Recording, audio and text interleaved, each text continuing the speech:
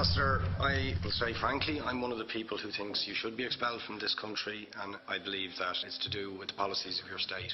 If I was Jewish and had never stepped foot in Israel, I could claim citizenship there tomorrow, but 6 million people whose origins are in what you now call Israel, who were forced out in 1947 or 48, do not have that right. Isn't that part of the reason why the Palestinians are in dispute with Israelis? Because you deny them the right to return to their homes and to their land and to their villages, and that they have a legitimate claim, even under international law, to return, but you deny them that right.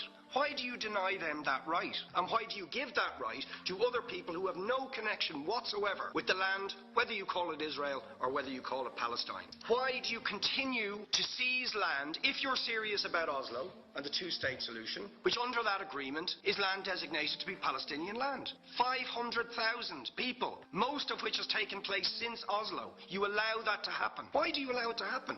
If you're serious about giving this land to the Palestinians, it's absolutely extraordinary. Are you not just taking us, Ambassador, for idiots? That you can say with a straight face, we're serious about peace, but while we're serious about peace, we're going to seize Palestinian land. And you expect the Palestinians to just sit back and do nothing about that. Now, you know what the Palestinian people have been asking for. Far less even than some people would ask for. Because I believe the whole apartheid system should be dismantled. But what they've asked for is to lift the siege of Gaza. Just to lift the siege of Gaza. Let them have an airport. Let them have ports. Let them not be dictated to by a government for whom they do not vote as to what can go in and out of their territories, whether they will have power, whether they will have clean water, whether they will have medicine. What makes you think you're allowed to have nuclear weapons and the fourth biggest army in the world and visit destruction on the people of Gaza, but they have no right to defend themselves? They have no territorial sovereignty over that land. Would you ask questions, please? How do you